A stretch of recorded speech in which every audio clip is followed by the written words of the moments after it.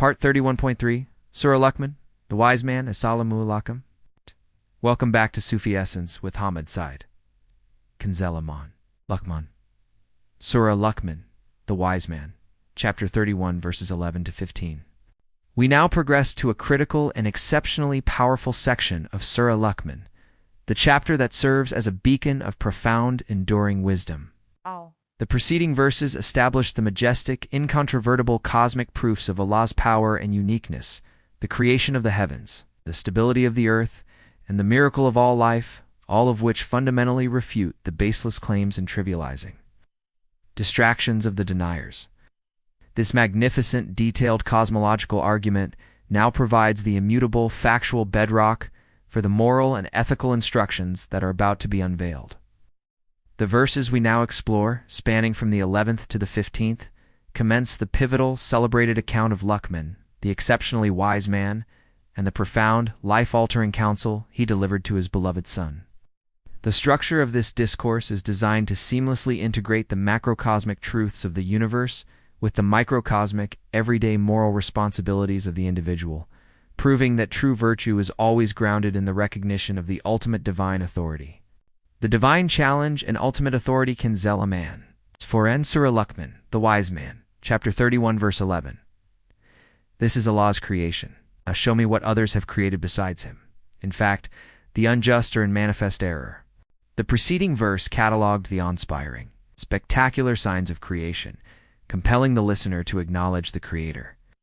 This verse acts as the conclusive, rhetorical, and intellectual climax of that entire cosmological argument. It issues a direct, unassailable, and profound challenge to the polytheists, the deniers, and all those who choose to assign partners to ʿala Shirk. The declaration, this is Allah's creation, is a definitive, absolute statement of divine ownership and unmatched creative power. It is an invitation to look at the totality of existence, from the infinitely vast galaxies to the most minute detail of biological life, and acknowledge the undisputed authorship. The core of the challenge is then delivered. Now show me what others have created besides him. This is an intellectual gauntlet thrown down. It's demanding that the polytheists present a single, verifiable instance of genuine, original creation by any of their false deities, idols, or imagined partners. The query exposes the utter intellectual bankruptcy and total practical impotence of every object or entity worshipped alongside the Creator. They can offer nothing but man-made fictions, mere carvings of stone, or philosophical abstractions with no genuine independent existence or power. Since no true independent creation can ever be produced by these false gods, the entire structure of Shirk collapses into ruin, revealing its complete absurdity and internal contradiction. The verse then seals its judgment with a definitive verdict on those who persist in this delusion. In fact, the unjust are in manifest error. The term unjust as blemhan is used here because Shirk, the act of associating others with ʿala, is the greatest, most profound form of injustice as zulam. It is an act of supreme injustice against the Creator, for it denies him his unique right to be worshipped, and it is an act of great injustice against one's own soul, as it places one's eternal destiny upon a foundation of manifest delusion and falsehood, leading the soul into the clearest possible deviation and deepest spiritual darkness. This powerful conclusion perfectly sets the stage for Luqman's first piece of advice, which is, rightly, a stern warning against this very error. The gift of wisdom and the essence of gratitude, counsel a man.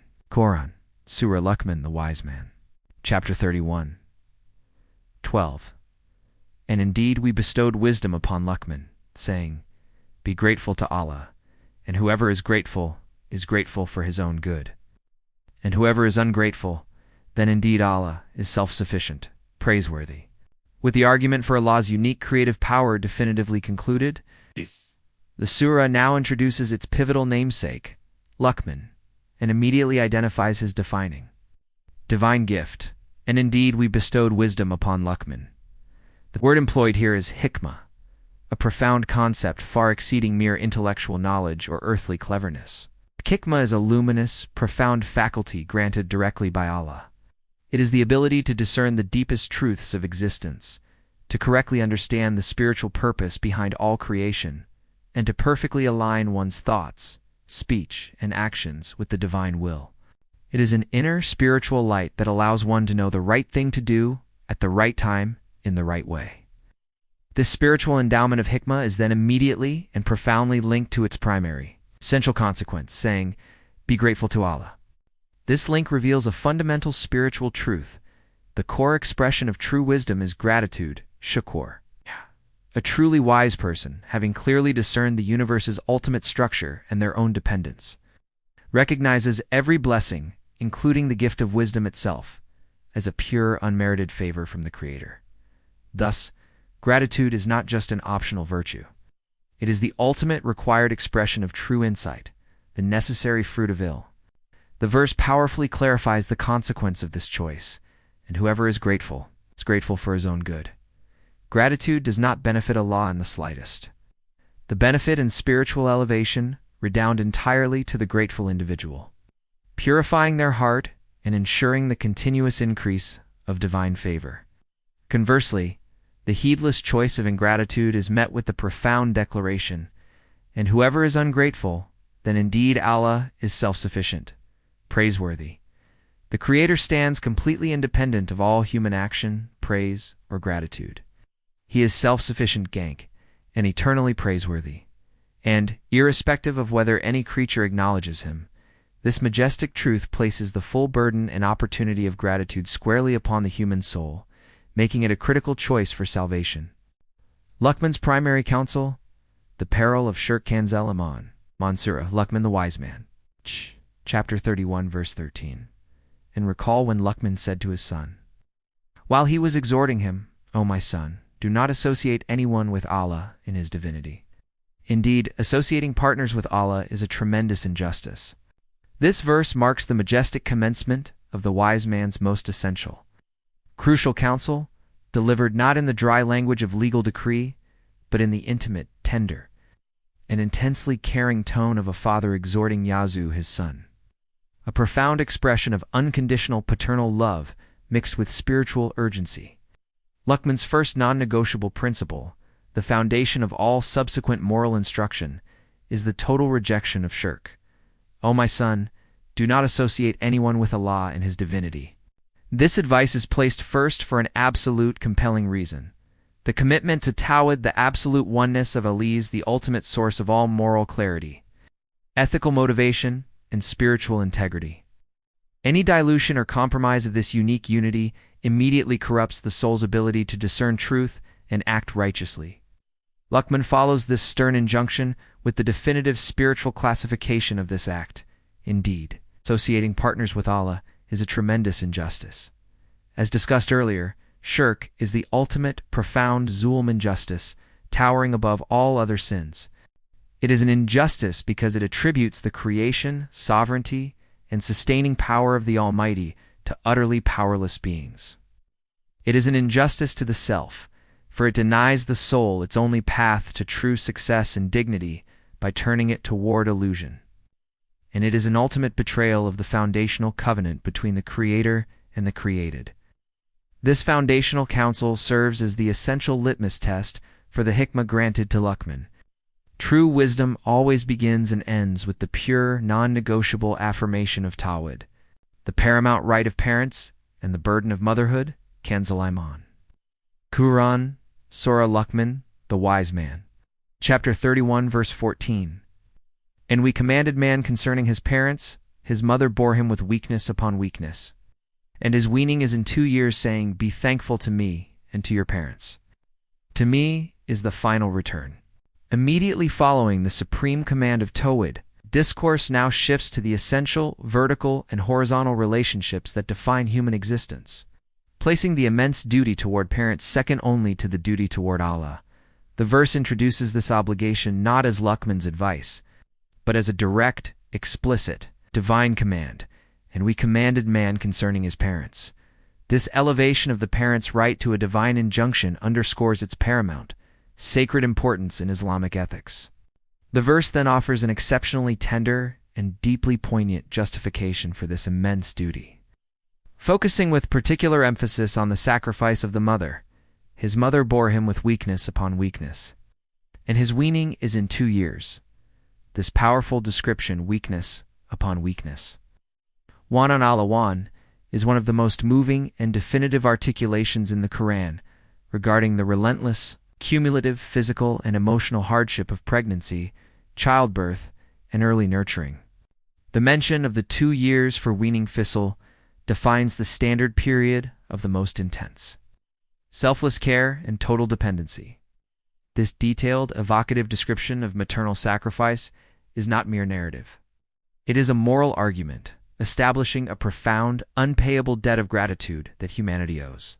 The resulting command is thus brilliantly integrated, saying, "Be thankful to me and to your parents." Gratitude to the Creator and gratitude to the parents are inextricably linked, forming the dual, inseparable pillars of a righteous life. The ultimate accountability is secured by the solemn reminder, "To me is the final return," ensuring that this sacred duty carries the weight of eternal consequence.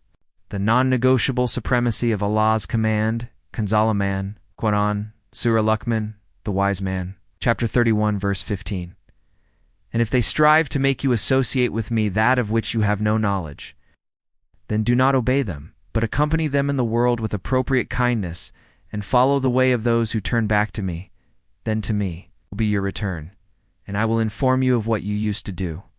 This verse introduces the critical, difficult, potentially conflicting ethical scenario that often arises for believers, especially for new converts facing pressure from non-Muslim family members. It defines the absolute necessary boundary of obedience to parents. Parents actively strive to make you associate with me that of which you have no knowledge. The command is unequivocally clear. Then do not obey them. This principle establishes the absolute, non-negotiable supremacy of Allah's unique right to be worshipped, towed over all other human commands, loyalties, or affections. No human relationship, no matter how profound or sacred, can ever supersede the fundamental covenant with the Creator. However, the verse balances this firm theological boundary with an exceptional, profound instruction in human ethics and compassion. The rejection of their theological demand must not translate into a rejection of the parents themselves. The command remains, but accompany them in the world with appropriate kindness. Shibum fiel dunu. Maʿrūfā. This instruction demands constant, excellent, gentle, respectful, and tangible, virtuous conduct toward them in all worldly matters, maintaining their comfort, dignity, and care, even while firmly rejecting their beliefs. The believer is then commanded to follow the way of those who turn back to me, meaning the path of the true believers, the prophets, and the Muhsinin, those who have submitted their will entirely to Allah. The verse ends, as is often the case with such difficult commands, with the ultimate reminder of accountability. Then to me will be your return, and I will inform you of what you used to do.